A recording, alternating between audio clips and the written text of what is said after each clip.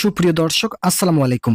রবিবার এমপিও শিক্ষকদের বাড়ি ভাড়া 20% ও চিকিৎসা ভাতা 1,000 টাকা অর্থ মন্ত্রণালয় থেকে অনুমোদন দেওয়া হয়েছে। এই বিষয়ে বিস্তারিত আলোচনা করার পূর্বে এখনো যারা আমাদের এই চ্যানেলের নতুন সদস্য আছেন তারা সাবস্ক্রাইব করে পাশে থাকা বেল আইকনটি অল করে দিন। অবশেষে এমপিও শিক্ষকদের প্রতিটি দাবি পূরণ করা হলো। অর্থ মন্ত্রণালয় থেকে নির্দেশ এসেছে, আগামী রবিবার এমপিও শিক্ষকদের সকল দাবি মেনে নেওয়া হবে। ইতিমধ্যে অর্থ মন্ত্রণালয়ের অনুমোদনের বিষয়টি শিক্ষা মন্ত্রণালয়ের কাছে হস্তান্তর করা হয়েছিল। যারা এমপিও শিক্ষক আছেন তারা অনেকটাই আনন্দে উচ্ছ্বসিত হয়ে আছেন। বাড়ি ভাড়া ও চিকিৎসা ভাতা সহ বিভিন্ন দাবি মেনে নেওয়া বর্তমান সময়ে যৌক্তিক দাবি ছিল। এমপিও ভুক্তির নীতিমালাটি এমনভাবে তৈরি হয়েছে যেখানে নির্দিষ্ট অঙ্কের ভাতার ব্যবস্থা করা হয়েছে। এতে শিক্ষকদের মূল বেতন বাড়লেও আনুষঙ্গিক ভাতাগুলো বাড়ার সুযোগ সীমিত। এই কারণে শিক্ষকরা শতাংশের চেয়ে বাড়ি ভাড়া দেওয়ার দাবি জানিয়ে আছে, যাতে তাদের বেতন বাড়ার সঙ্গে সঙ্গে আনুতাংশিক ভাতাও আনুপাতিক হারে বৃদ্ধি পায়। সর্বোপরি এমপিওভুক্ত শিক্ষকদের বাড়ি ভাড়া কম হওয়ার মূল কারণ হলো সরকারি ও বেসরকারি শিক্ষা ব্যবস্থার মধ্যে বিদ্যমান নীতিগত বৈষম্য এবং দীর্ঘদিনের পুরনো নীতিমালা, যা বর্তমান অর্থসামাজিক পরিস্থিতির সঙ্গে সামঞ্জস্যপূর্ণ নয়। এমপিওভুক্ত শিক্ষক কর্মচারীদের প্রধান দাবিগুলো হলো শিক্ষা ব্যবস্থা জাতীয়করণ সহ বিভিন্ন দাবি রয়েছে।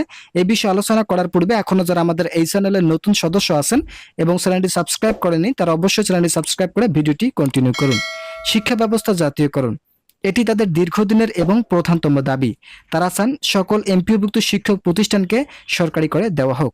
বাড়ি ভাড়া বৃদ্ধি, তারা বর্তমান 1,000 টাকা বাড়ি ভাড়ার পরিবর্তে সরকারি চাকরিজীবীদের মতো মূল বেতনের 20% হারে বাড়ি ভাড়া প্রদানের দাবি জানিয়ে আসছিলেন।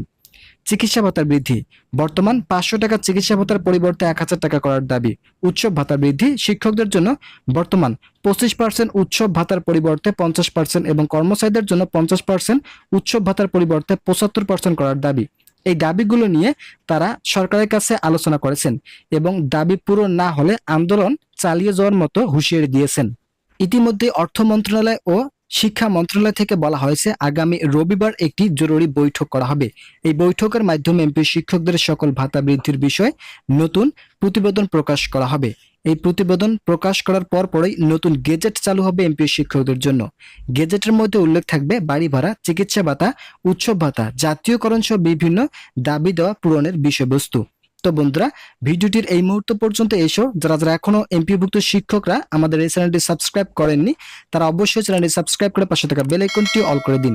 শিক্ষা মন্ত্রণালয়ের হিসাব অনুযায়ী এই প্রস্তাব কার্যকর হলে বাড়ি ভাড়া খাতে সরকারের অতিরিক্ত ব্যয় হবে প্রায় 3,252 কোটি টাকা। বর্তমানে প্রায় 5.5 লক্ষ এমপিও শিক্ষক কর্মচারীদেরকে বাড়ি ভাড়া বাবদ বছরে প্রায় 660 কোটি টাকা দেওয়া হয়, কিন্তু প্রস্তাব কার্যকর হলে বছরে এর খাতে ব্যয় হবে 3,912 কোটি টাকা।